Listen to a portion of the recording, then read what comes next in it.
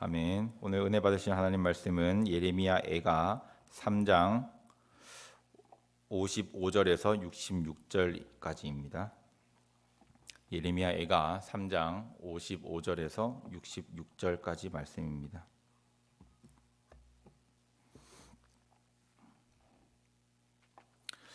저희 한 목소리로 다 같이 읽도록 하겠습니다. 여호와여, 내가 심히 깊은 구덩이에서 주의 이름을 불렀나이다. 주께서 이미 나의 음성을 들으셨사오니 이제 나의 탄식과 부르짖음에 주의 귀를 가리지 마옵소서. 내가 주께 아랫날에 주께서 내게 가까이 하여 이르시되 두려워하지 말라 하셨나이다. 주여, 주께서 내 심령의 원통함을 풀어주셨고 내 생명을 속량하셨나이다. 여호와여, 나의 억울함을 보셨사오니 나를 위하여 원통함을 풀어 주옵소서. 그들이 내게 보복하며 나를 모해함을 주께서 다 보셨나이다. 여호와여, 그들이 나를 비방하며 나를 모해하는 모든 것, 곧 일어나 나를 치는 자들의 입술에서 나오는 것들과 종일 나를 모해하는 것들을 들으셨나이다. 그들이 앉으나 서나 나를 조롱하여 노래하는 것을 주목하여 보옵소서. 여호와여, 주께서 그들의 손이 행한 대로 그들에게 보응하사 그들에게 거만한 마음을 주시고 그들에게 저주를 내리소서. 주께서 진노로 그들을 뒤쫓으사 여호와의 하늘 아래에서 멸하소서. 아멘. 오늘 새벽 설교 제목은 하나님께 마음을 내어놓으라입니다. 어제 부목사님께서 예레미야의 심정을 중심으로 해서 예레미야가 어떠한 상황에 처해 있고 또 자신이 처한 상황과 또 자기 민족을 향한 마음에 대해서 아주 마음을 쏟아서 말씀을 증거해 주셨습니다. 오늘 또 그 연장선상에서 있는 기도이기 때문에 그 마음을 어제의 그 마음을 연장선으로 들으시면 큰 은혜가 될 것입니다. 예레미야는 자신이 처한 상황이 심히 깊은 구덩이에 빠진 것과 같고 또 나의 원수들이 그 구덩이에서 돌을 던지고 또 구덩이에 물이 가득 차는 것으로 자신의 상황을 표현을 했습니다. 그만큼 괴롭고 앞뒤에 상황이 막혀 있는 것 같고 또 누구에게 도움을 청해야 할지 또 누가 나의 도움이 될지 누구에게 나의 이 애절한 마음을 표현해야 할지 답답한 예레미야의 심정입니다. 제가 이걸 준비하면서 저희 교회에서 몸이 불편하신 분들도 있고 또 병원에 계신 분들도 있고 또 여러 상황이 녹록치 않은 분들에 대해서 몇몇 제가 아는 한에서 생각을 해봤습니다. 아마 예레미야의 마음과 그분들의 마음이 비슷하지 않나라는 생각을 했습니다. 몸이 내 마음대로 되지 않고 또 건강이라는 것이 내가 원하는 사람 없겠죠. 원하지 않게 그렇게 아파오는 것, 또 내 자식이 아파오는 것, 내 부모님이 아파오는 것, 그리고 내가 돈으로 해결할 수 없는 그런 어려움 가운데 있으면 아마 예레미야의 기도처럼 이렇게 되지 않나 생각을 합니다. 그분들과 또 대화를 해보면 애절한 마음이 느껴집니다. 내 자식을 향한 마음이 이게 내가 해줄 수만 있다면 해주고 싶은데 라는 마음이 가득하고 또 내 부모님을 향해서는 내가 더 해드리고 싶은데 할 수 없는 상황에 대해서도 애절한 마음을 갖고 계시고 또 본인 건강에 대해서도 지금 좀 더 좋았으면 좀 더 주를 위해서 충성할 텐데 라는 마음을 가지시는 그런 얘기들을 많이 듣습니다. 아마 그게 예레미야의 오늘 마음과 조금 비슷하지 않나, 맥락이 비슷하지 않나 생각을 해봤습니다. 그만큼 괴롭고 앞뒤 상황이 막혀 있는 것과 같다는 거죠. 그 상황에서 예레미야는 자신의 심정의 마음의 방향을 잡습니다. 내가 심히 깊은 구덩이에서도 내가 주님의 이름을 불렀습니다. 주님께서는 이미 내가 주님께 부르짖는 나의 음성을 주님의 귀로 들으셨습니다. 그러니 이제 나의 탄식과 부르짖음에 대해서 주의 귀를 가리지 마옵소서. 내가 막막한 상황 속에서도 믿음을 잃지 않고 또 신앙의 푯대를 바로잡고 주님께 부르짖었으니 주님은 내 기도에 응답하라고 하는 간절한 요청이자 간구입니다. 그리고 과거에 자기 민족들이 그리고 자신이 어떤 어려움과 역경 앞에서 하나님께 부르짖었을 때에 두려워하지 말라라는 응답을 받았던 때를 예레미야는 회상을 합니다. 이런 응답을 마음으로 받으면 우리가 하나님 기도하다가 그런 응답을 마음으로 받으면 마음이 차분해지죠. 또 마음의 평안도 오고 이게 걱정의 한숨이 아니라 안도의 한숨도 나오기도 하고 또 교회 밖으로 나가면서 집으로 걸어가면서 혹은 교회 안에 있으면서도 내 입술에 절로 찬양이 나옵니다. 그리고 또 그런 것들을 경험해 보셨을 겁니다. 우리 모두가 신앙생활 할 때 내 기도에 응답하신 하나님을 다 체험을 하셨을 겁니다. 때로는 환상으로 또 누군가를 통해서 혹은 내 상황과 환경이 예상치 못하게 바뀜으로 인하여 하나님께서 내 기도에 응답하시는 분이시구나 라는 것을 경험을 하셨을 겁니다. 그런 좋은 하나님이시죠. 그런데 우리가 하나 짚고 넘어가야 할 것이 있습니다. 바로 우선순위겠죠. 기도의 응답을 받았던 그때는 내가 요구하는 것을 하나님 앞에 일방적으로 요구하거나 강구하진 않았을 겁니다. 생각해 보시면 그때 내 마음은 분명히 기도하는 자의 마음은 분명히 내가 하나님과의 관계를 회복하는 것이 우선이다라고 생각을 본능적으로 하셨을 겁니다. 문제를 해결해 달라는 기도보다도 하나님, 내가 하나님과의 막힌 것이 무엇입니까? 하나님, 내가 하나님과의 관계 속에서 깨뜨렸던 것이 무엇입니까? 라고 먼저 마음의 기도를 하고 나서 내 기도에 대한 요청이나 또 내 상황에 대한 기도를 했을 겁니다. 우리 성경 찾아보겠습니다. 이사야서 59장입니다. 이사야서 59장입니다.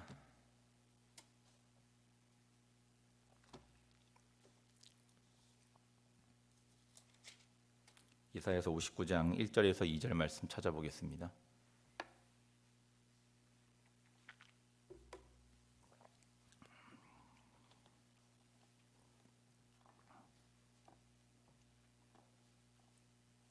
이사야서 59장 1절에서 2절 말씀입니다. 보시면 여호와의 손이 짧아서 내가 너를 구원하지 못하는 것이 아니야. 내가 귀가 둔하여서 내가 너의 기도를 듣지 못하는 것이 아니야. 내가 너의 기도에 응답하지 못하고 너를 도와주지 못하고 너의 기도를 듣지 못하는 이유는 너의 죄악이 너희와 나 하나님 사이를 갈라놓았고 너희의 죄가 나의 얼굴을 가리어서 너희의 기도를 내가 듣지 못하는 거야 라고 이사야 선지자를 통해서 하나님께서는 말씀을 하십니다. 누가복음 16장에 보시면 부자와 또 그 부자의 집 밑에서 굶어 죽은 나사로 얘기가 나오죠. 그때 지옥에 떨어진 그 부자가 자기 혓바닥에 손끝에 물 한 번 딱 찍어서 자기 혀에 좀 넣어달라는 그런 애절한 부탁이 있었지만 거절당한 이유가 그 사이에 큰 구렁텅이, 큰 죄악이 있었기 때문이라고 말한 것과 같습니다. 내가 하나님과의 관계에서 죄가 없다면 하나님께서는 내 믿음을 성장시키기 위한 선한 계획입니다.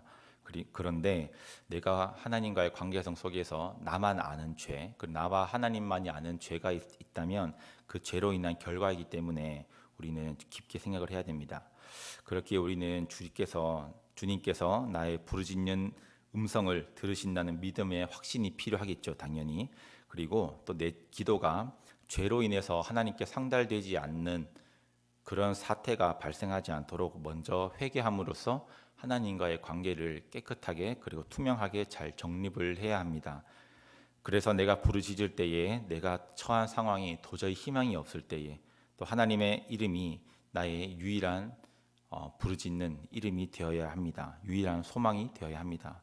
하나님께서 나의 도움이 되시고 하나님께서 나의 유일한 응답이 되시고 절망 중에 부를 유일한 이름이 하나님인 것이 우리가 성도로서 가능한 것입니다. 예레미야는 하나님께 기도할 때 냉정하고 또 마음이 흔들리지 않게 단단히 부여잡고 기도를 합니다. 오늘 본문 보시면 예레미야가 3장 64절에서 66절 볼까요? 오늘 본문 64절에서 66절을 보시면 눈으로 한번 읽어보시면 여호와여, 주께서 그들의 손이 행한 대로 그들에게 보응하사 그들에게 거만한 마음을 주시고 또 그들에게 저주를 내리소서.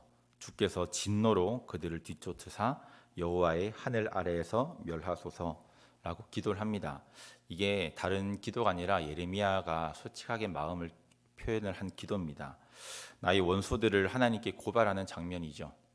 그리고 하나님이 내 원수들을 나 대신에 처리해달라는 내용이기도 합니다. 그들에게 그들의 행위와 죄에 대해서 그에 대한 상응하는 저주를 내려주시기를 하나님 앞에 기도를 하는 내용입니다. 그런데 이 기도는 평소에 우리가 하나님께 올려드리는 기도와는 방향이 사뭇 좀 다릅니다. 원수를 사랑하라는 예수님과의 말씀과도 대치가 되고, 또 7번이라도 70번씩이라도 용서하라는 예수님의 말씀과도 대치가 됩니다. 그러면 예레미야가 잘못된 기도를 하나님께 하고 있고, 또 그 기도에 응답해달라고 하나님께 억지로 조르는 것일까요? 그리고 또 그런 기도에 응답하시는 하나님이 우리의 구원주 되시는 하나님이 맞으십니까? 성경을 보면 여러 곳에서 하나님께 이와 같은 방식으로 기도한 인물들이 몇몇 있습니다. 대표적인 인물이 다윗입니다.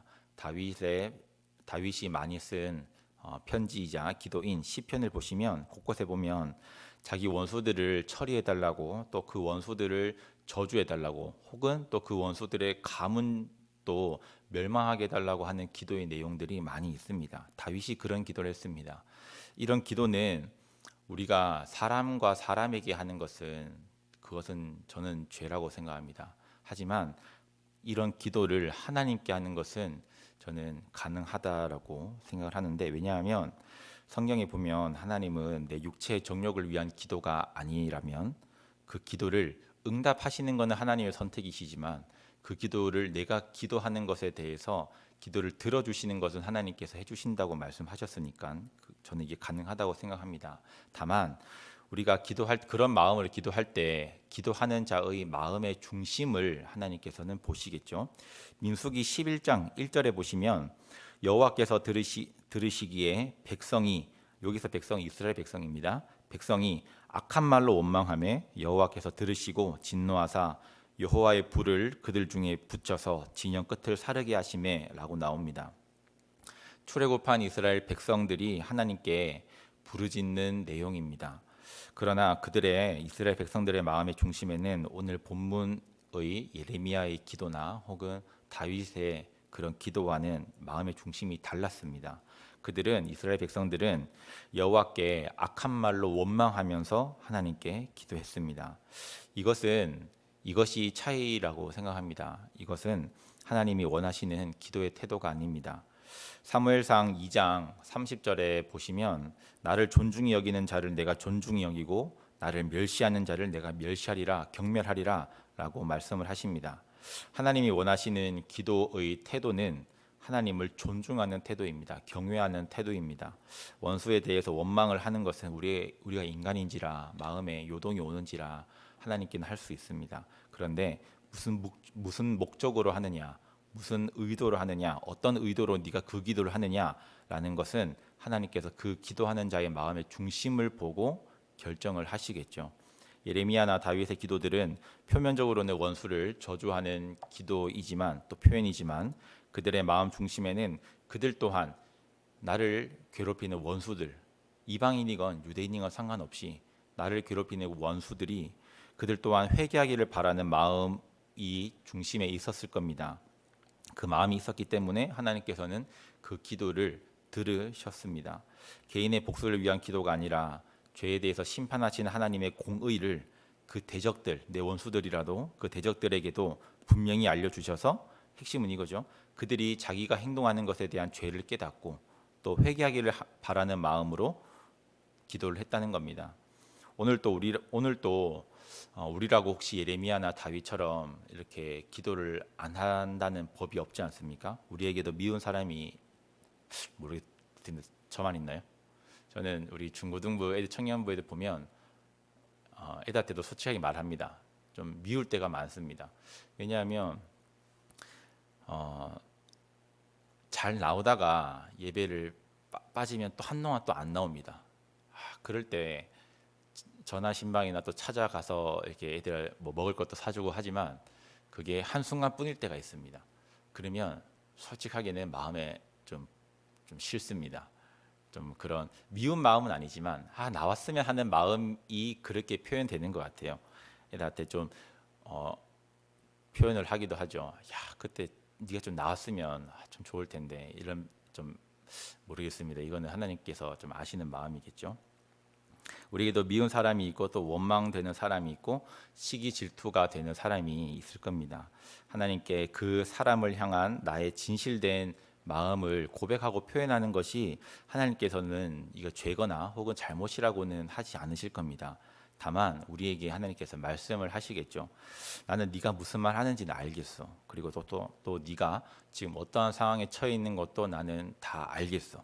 그래서 나는 네가 말하는 것을 기도로 다 듣고 있고 또 적절한 때에 내가 전체 상황을 보아서 가장 적절한 때에 너의 때가 아닌 내가 생각했을 때 가장 좋은 때에 내가 그 기도를 응답을 하겠다. 그리고 모든 것을 선하게 내가 너뿐만 아니라 네가 원망했던 그 자들 또 선한 방향으로 내가 인도할 것이다 라고 하시겠죠. 또 한 마디 더 하실 것 같아요. 그렇지만 너는 너의 마음의 중심을 그 사람에 대해서 본질적인 미움이나 원망이 아니라 영혼 구원을 위해서 너는 기도를 해야 된다. 다시 말하지만 너는 그 사람의 영혼 구원의 중심을 가지고 너는 기도를 해야 된다라는 말씀을 하셨을 겁니다. 오늘 하루도 시작되었습니다. 교회를 나가는 순간 어떤 상황이 발생할지 아무도 모릅니다. 마음을 다잡고 또 마음의 중심을 흔들리지 않게 하고 또 내 마음의 감정이 요동치더라도 영혼 구원에 대해서는 절대 무너지지 않고 후퇴하지 않기를 바랍니다. 주님께서는 힘을 주십니다. 그리고 그렇게 하고자 하는 자에게는 힘을 주시고 그렇게 하고자 하는 마음 자체가 없는 자에게는 하나님께서는 도움을 주실 수가 없습니다. 그렇기 때문에 우리는 성령님 있게 기도하면서 또 매 순간 영혼 구원을 위해서 내가 만나는 사람에게나 내가 물건을 살 때나 혹은 나와 어떻게 하다가 같이 가게 된 상황이나 그런 상황들이 다 있을 겁니다. 저도 저기 옆에 24시 편의점 있죠. 이마트.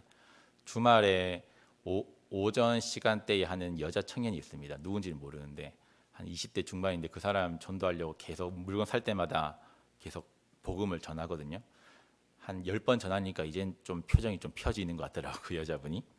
그럼 저런 매 순간 영혼 구원을 위해서 힘쓰는 우리 성도님들 되길 바랍니다. 그리고 내일 새벽에는 내가 어제 하루 동안 어떻게 살았는데 영혼 구원을 위해서 내가 힘썼다. 하나님께서 힘 주셔서 내가 승리할 수 있었다라는 고백이 나오면 좋겠습니다. 기도하겠습니다. 하나님, 두려워하지 말라는 하나님의 음성이 내 삶의 구석구석에 울리기를 간구합니다. 깊은 구덩이 같은 고난과 슬픔이 있습니다.